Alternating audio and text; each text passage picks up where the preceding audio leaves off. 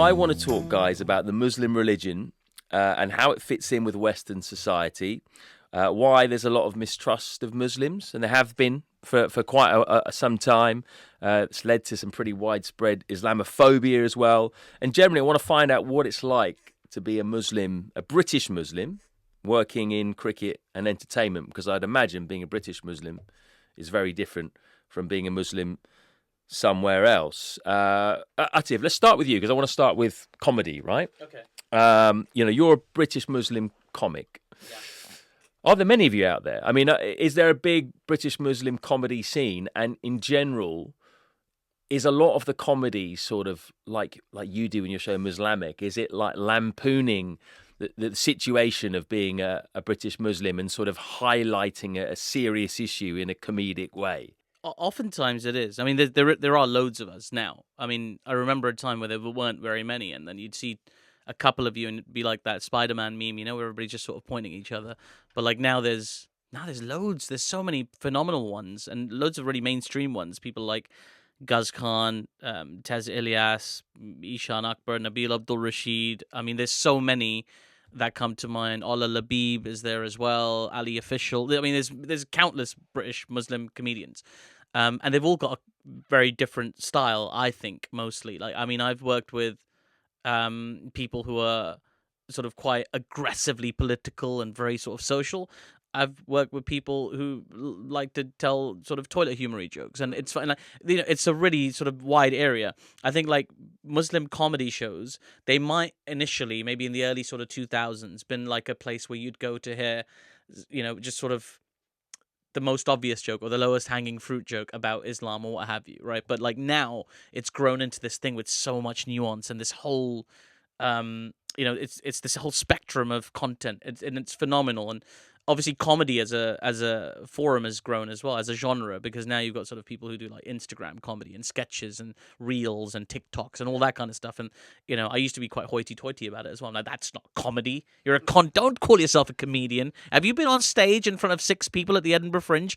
Like, if you like, but I mean, over time I've come to be more accepting of that world as stand-up comedy as well. But it's a huge industry now as well globally. I mean, obviously in Britain there's Muslim comedy, Muslim themed comedy shows. Everybody's welcome, I should point out. Like, the only thing that might be different. What's the crowd like generally for your shows? I mean, do you get a mixed crowd, or do you get a lot of non-Muslims? Do you get a lot of people who don't really know much about that type of humor coming along anyway? So it depends where I'm doing the show and what I'm doing. If I'm doing a Muslim themed comedy show, which I do often, it'll be almost entirely, predominantly Muslims. Although, again, as I say, everybody's welcome. People do come, and it's quite fun actually if you're emceeing one of those shows and you can sort of banter with someone who's not Muslim in the crowd, and it's fun. But I think generally my stand up is quite accessible, relatable. Things that most people would be able to connect with. Like, I used to do some sort of weird absurdist stuff, but I worked out that wasn't really for me. I think my appeal is my sincerity, I think. So I try and be honest, and I try and tell real stories, or, stories with a little bit of, bit of salt and pepper on there, just to make it a bit more palatable for people. But like, I like, in terms of my faith, because it's a big part of me, I can't help but talk about it and reference it, but I try and do it in a way that's very accessible. So if you were like a person of faith, person of no faith, person with lots of information about faith, person with zero information about faith, I just want to make it accessible and fun, right? So ultimately, it's got to be funny. It's got to be funny for me. If I like it, then you'll probably like it, because I've got great taste in comedy. Yeah, well, we know you do, mate. We've heard you. That's why you're here. Azim, a lot of people think that the Muslim religion is a very strict, rigid religion. Is it? Well, firstly, I think, as we said before, I'm not some expert in this field, but no, I don't think it is. Our religion's beautiful. It's all about, people coming together. If you look at the pillars of Islam, the sort of charity and, looking after each other, these are the values of our religion. So no, I don't think so. I think a lot of the rhetoric around our religion is, from politicians and those that should know better, is to divide us, because, at the minute, minute especially, we are an easy target. And it seems like, from whichever angle you wake up in the morning, and especially in the social media world, you turn your phone on and you look at the stuff, and it's just, someone new from somewhere in the world finding a way to have a go at us, and or portraying us in a manner that is not us at all. So no, I don't think it is as strict as it's been made out to be. Do you think there's a real lack of understanding of Islam ever since, I guess, 9/11 and then events like ISIS that has led to a distorted view of the religion that it hasn't been able to shake off? I mean, for me, I moved to this country in 2001, just before 9/11. So, seeing that first few months and then seeing the world after 9/11, yeah, definitely. Living in the Western world, we had, situations at, airports, everything, wherever you go, your starting point is a terrorist, right? And then we have to, as Muslims, we have to sort of condemn or answer for every other Muslim as well if someone's done something wrong. Like, we're so easily targeted, and it happens consistently. Even around this election, there's been so much rhetoric around Muslim people exercising their democratic right and voting together because of issues that they believe in. And people want to keep pinning it back to one issue of Gaza, and it's not that. We're same like everyone else, right? We worry about the same issues: cost of living, being marginalized. We're normally at the bottom of the socioeconomic, a lot of challenges that we face. We feel, that those that are supposed to represent us don't. So when we've sort of, for the first time, actually come together to go, no, we're going to ask for our right, suddenly, if you look at the right-wing press, it's like it's a huge issue. Other communities have done that in the past, and it hasn't seemed to be an issue, but we do it. It's like, oh, Islamist, we're taking over, and all of this crap, and it's quite, you know what, it's quite draining. I couldn't agree more. It's one of the most frustrating things when people describe Gaza as a Muslim issue, because it's not just a Muslim. Like, if you just go to one protest, any protest, right? Don't even look at your social media for a second. Just go to any protest, and you'll see the most diverse group of people you'll ever see. I mean, you'll see people of faith, people of no faith, Jewish people, really Orthodox Jewish people. You'll see really Orthodox Muslims. You'll see people sort of holding hands. You'll see like same-sex couples. You'll see like the most broad spectrum of society attending these marches, which tells me it's not a Muslim issue. So when I hear like political rhetoric, like, ooh, the Muslim vote, what is the Muslim vote? Like, there's more than 3 million Muslims in the UK. To think that they're just one homogenous group that do everything the same way, like, Not all Christians vote for the same party, not all Jews vote for the same party, not all Muslims vote for the same party, right? It's lazy rhetoric, and it's coming from those that should know better. And ultimately, I've always said, I mean, this language has consequences. It plays out into our schools, into our workplaces, into our streets, and we're the ones that have to sort of deal with the consequences of it. And it's actually getting really frustrating, because you feel like you want to stand up and respond, but then you just you get drained by responding, and it's just constant. And then I mean, around this election, it's been really fearful, actually, just watching the rise of the reform and the rhetoric that's been used there, sort of waking up and thinking, oh God, some of my friends might have voted that way because of that, and that makes you start questioning that same thing. It goes back to that belonging, and we have to constantly justify our belonging just because of our, the way our religion is being portrayed to the world. And Atif, how about sort of gelling being a Muslim with fitting into other parts of British society? Because, there are some parts of British society which are quite out there and quite unique to Britain. Is that a bit of a battle sometimes? Is that a challenge that only British Muslims face? It is I don't know if it's a challenge that only British Muslims face, but it's certainly a challenge for sure. I think a lot of it stems from a lack of knowledge, or maybe an insecurity from people about what Muslims are. What do they want to do? What are they interested in? What are they allowed to do? And then it's sometimes difficult to ask these questions, so people make assumptions and they go by the information that's being fed to them, which isn't always very flattering to Muslims. I would say just ask, right? Because the truth is, it's, there's Islam, like there's Sunni Islam, there's Shia, there's Islam as a spectrum, right? But then people who follow Islam are just normal people, and they're going to be on a different scale. Some people won't want to set foot in a pub, for example, right? That's just too far for them. Some people will happily sit in a pub, but they couldn't have a drink. Some people will go into a pub and have a drink. Yeah. Some people will have more than one drink. You know, like it's you don't know. Just ask, and as you would your friend, like anybody, right? If you're worried about people drinking, I feel like now in the modern day and age, you should ask everybody. People don't drink for a million different reasons. Like maybe they're being athletic, maybe they're preparing, maybe they've got a yeast infection. Like who knows, right? There's a million reasons why people might choose to make these decisions, and I feel like sometimes people don't want to ask the question. That makes them uncomfortable. I think on the drinking element, there's people also recovering alcoholics. You're right. There's a lot of issues around. This was brought up recently when I spoke at Hay Festival. There's a lot of reasons why people don't drink, and trying to understand that and just ask that is common human courtesy. But yeah, I think it gets. I mean, I don't know what it's like for you, especially, but we do. We have that challenge of sort of living two parallel lives. Trying to, and I've gone through that myself.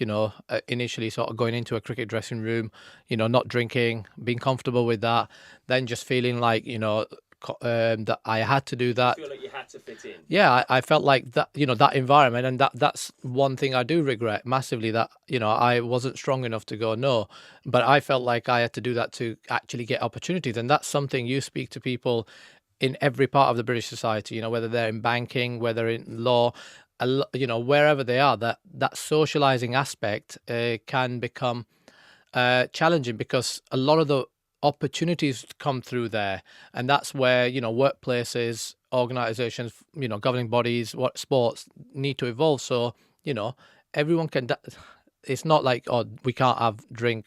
Everyone can do what they want, but we've got to provide opportunity for everyone to be included somewhere along the lines. Having work, after work socializing that just revolves around alcohol excludes a lot of people, and that's a continued challenge for us. And does that lead to a bit of mistrust maybe from the drinking culture? Like, I mean, I see it sometimes in cricket clubs, where I play for a very progressive multicultural club in London, but even in that league, you'll often go to the bar after the game, and then there'll be the people who drink round by the bar, and then a lot of the Muslims will just kind of sit by themselves in the corner having a pizza, and because they do that and they're not involved in the conversations up at the bar, maybe some of the people there, not everyone, but some of them might think, well, I don't really, I don't know those guys too well. They don't really mix in with the team dynamic, but that's purely because they don't want to be at the bar drinking. So like, it's almost like they're penalised for that by some people. Well, exactly, and you can get to know them without the alcohol. Yeah. It doesn't have to be involved in every conversation. Have a slice of pizza, man. Yeah, go and have a pizza. Pizzas are nice. Have your beer, then have your pizza. Well, it's a conversation again that came up, as I said at the Hay Festival, and I club cricket, recreational sport, especially cricket, and I made the point about the economy of the game revolving around alcohol, and that and solely around alcohol. And I mean, if you don't, then you're seen as someone that is not participating, is not helping the club grow, and that's something that we need to look at to make everyone feel included, because we can't have a game that solely the economy relies on it, because that's where everyone's then mindset comes from. But that doesn't mean that those that want to drink can't drink, or everyone can do what they want. Just be respectful. But what it shouldn't do is that just because you don't drink, you're not going to get the opportunities that someone else that drinks gets. And I witnessed, as I said, I've gone through that, the spectrum that Atif talked about, going in, not doing it, then doing it, seeing my opportunities go through the roof like that, then sort of battling within my head, what I should be doing, what I shouldn't be doing, then not doing it, and then my opportunities, and that sort of go downhill. So that's more the point here. We're not asking for everyone to sort of, shut down alcohol for us. That's not what we're doing. You're not? That's what I was doing. I'm like, shut it down. Teetotal UK. That's what. I mean, yeah, you're right. I think things are.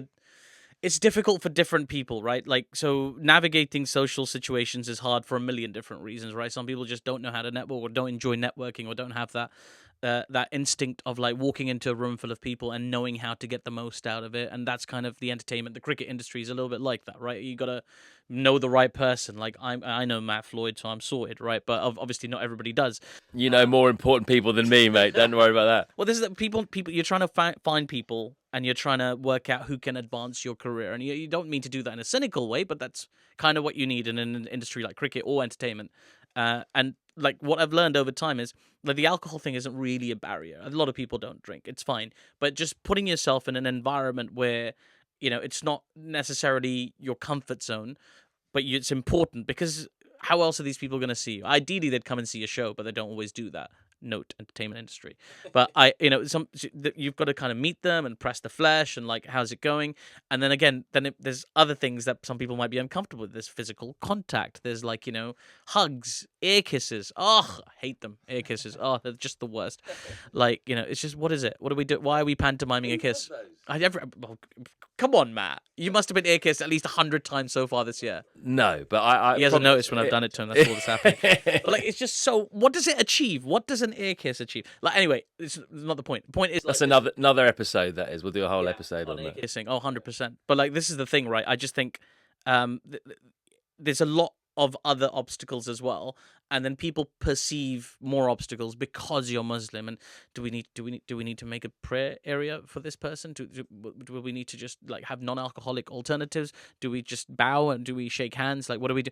And the thing is, it's a very individual thing. Like, a lot of people, like, they're defined by being Muslim, but they're not defined by being Muslim. If that makes any sense. It does make sense. Yeah, good. It's a part of them, but they'll draw their boundaries with you just like anybody else, right? If someone doesn't like you stroking their arm, they'll tell you that they don't like you stroking their arm, whether they're Muslim or not, right? It's just one of those things. I feel like things have improved somewhat. I feel maybe it's just because I've got a lot of experience of being around the industry and people like that. I feel a little bit more comfortable. Like, I can go to events. I personally don't have any issues going to bars. I go to bars all the time to watch sports because I'm a sports lover. It's harder because there's certain. Like, there's a huge restriction on what I can drink now because there's certain companies I don't want to affiliate with for other reasons. So now I'm down to like blackcurrant lemonade. That's kind of my go-to drink in case anybody's, but like, this is in case anybody wants to buy me one. But this is the thing, like, that's my zone. But I will respect if a friend of mine, no, we can't go to the pub. So I think really the only solution to this, and there's only one, is for every cricket club in the country to open a shisha lounge in their clubhouse. And that's the only way we can move forward. That's literally the only way we can move forward. What a great idea, actually. Yeah, great idea. I know some Muslims who drink alcohol, right? Can you be a good Muslim and drink alcohol? I mean, it's forbidden in our religion, right? So it goes against our religion. So from a religious point of view, you're good, bad. I'm not going to put a tag on it, but it is forbidden in our religion. So it's not something that you should be doing because it has a lot of other implications. 40 days your prayers are not accepted. So there's a lot of other things, but no, you can't. You can't say that. That's something that's allowed, or because it really isn't. Okay, I better not say their names then. I'll keep that to myself. Atif said there that he thinks the understanding of Muslims in this country is getting better. Do you agree with that? Well, I'm not sure he said that. I think you were talking more from more about my experience. Yeah, because I mean, I'm very lucky. Like, the circles I'm going to float around in, like, the entertainment industry tends to be a little bit more like. Yeah, they'll be ahead of the curve, you think, maybe. Like that. And even in cricket, I think, in broadcast media at least, because you're still, I'm with the BBC, and the BBC is entertainment adjacent, right? And they, as you say, they're at the head of the curve. Society in general, I mean, I read a book about it. It's not, it doesn't seem very promising right now. Yeah, who wrote that? It's quite a distinctive cover, isn't it? Very orange. Did you get a mention in this, Matt? No, I don't think so. Okay. This was completed way before. Because I did. Did you? Yes, I did. I was very pleased. And I'm called stand-up comedian, Atif Nawaz. So remember that as referenced in this wonderful book. Should have been and commentator. You should sue him. Yeah, he's worth a few quid now, isn't it? Okay, we'll think about that. Yeah, I think, back to your question, I think from a societal point of view, the reality is, as we've seen with the election and the rhetoric, things have not got better.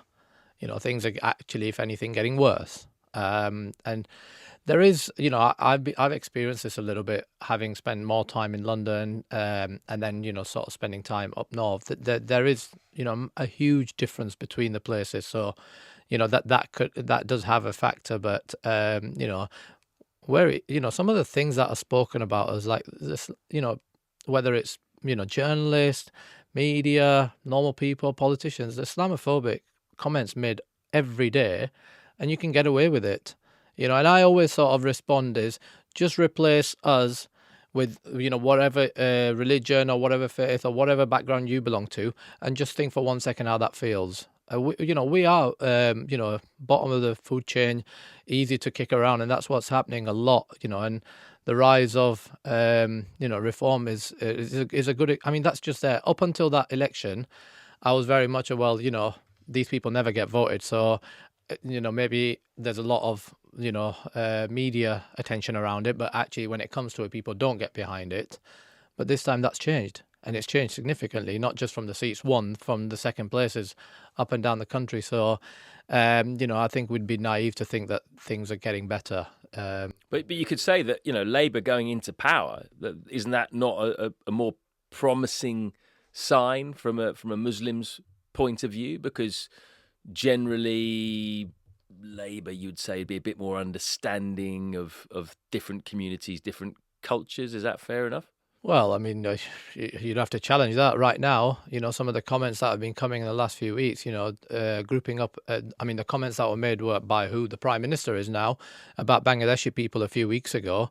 John Ashworth, who made comments about Bangladeshi people and then, faced the backlash of that in the voting. You'd have to seriously question. And I think that's where the Muslim community is frustrated, because that is where our natural vote has gone for a very long time, and we feel like that's been taken for granted on a lot of issues. And again, there is not just one issue. There's a lot of issues that we don't actually feel like that we matter. And Baroness Warsi is someone I respect, and she talks about it quite openly. How that rhetoric is consistently, the Islamophobic comments just thrown, or anti-Muslim rhetoric thrown around, is so easy, and it continues to happen. So I'm not sure that the Labour, the Labour Party coming in is things will be great, because clearly they've used that language in the last few weeks as well, and I don't think we should just give a blanket trust to anyone until someone sort of actually does something to get your trust. Don't just give a blanket one. Yeah, we'll find that out, won't we, over the next few months as to what happens there. But at the same time, it's interesting. I do feel like people are more informed on Islam. So, for example, now there's a bit more of an understanding of when Ramadan is with employees. They even had, in cricket, for example, there was an iftar at Lord's, wasn't there, which you were at. So it does feel like there is a bit more education out there. There is a lot of education out there. I must say, I hosted that iftar as referenced in Azim's book, which you weren't in. But I'm just teasing you, man. I'm just teasing you. Matt's got everything. He's been to Sri Lanka. I haven't even been there. Right. So you're right. There's a lot more. I think within society, there are pockets of people where there's a willingness to learn more and be more informed and be more, just aware of cultural sensitivities, and that's not specific to Islam. I think there's we talk about just cricket, for example. The ECB have an iftar event. They also have a Diwali event. They have a Vaisakhi event. They're trying to be more an inclusive group, and I love that. That's exactly the direction I'd love for them to move in. And just to backtrack a little bit on that election, it was a really low turnout, which it's worth remembering that a lot of people looked at their main two options, which was Labour and Conservative, saw no difference and decided, well, what's the point, right? You have to be quite socially conscious or politically active to seek out, Workers' Party, the Green Party, and all the other parties that are. I'm in BBC mode. I feel like I've got to reference everybody for fair play. But so if you're one of those people who lives in like the safest Labour seat in the country, you might just think, what's the point? I'm going to watch Countdown or whatever is on. I understand why there was a lot of apathy this time. It's because this time, and I say this as someone who pretty much all their lives has voted either Labour or Green. I just didn't. I couldn't really see the difference between Labour and Conservative this time. And I don't mean that from a sort of selfish, the issues that matter to me perspective. That's definitely a factor. But there's also just a broader scale thing. Like, I feel like, Britain is facing some serious, many, many serious issues. And I don't really know who's equipped to fix it, but it doesn't feel like, they're being, like, the whole sort of all of Europe, all the world really is being sucked into this politics of fear. Like, I'm going to save you from these people. These are the people that I need to save you from. These are the bad people. These are the people that we have designated the bad. And I am the only one. He can't. She can't. I can. I am the one that will save you from this group of people that we have designated as the bad people. And then the more you read about it, sort of national interests and like invested businesses and like things that are way beyond my pay grade. Like, I'm not a political scientist, but you just get increasingly cynical about the process, and that's where I'm at right now. Incredibly cynical about things, and that's sort of, I grew up as a very positive person who expected good things to happen, and expected positive and bright and wonderful things, and wanted to bring children into a world that was, progressive and wonderful, and going to be there forever. And then you think about climate change, and you think about, the millions of issues that are affecting the world, and they're just the politics of hate. Particularly in Europe, Europe, you sort of, I think the whole world sort of used to look to Europe as this beacon of being at the forefront of the world in terms of contemporary thought and progressive thought and, building and what's next and what's important and what's the future. And for me, it's just been regressing, speaking very generally, it's been regressing. A lot of the whole rhetoric around political campaigns is so negative, and attack ads was something you saw only in American local elections. It's like, Mayor Gunderson, he wants to take away your clean water, vote no on Proposition 700. But like, it's how far away from that are we now? Like, this is it. You hear things like that in Europe now, and it's depressing.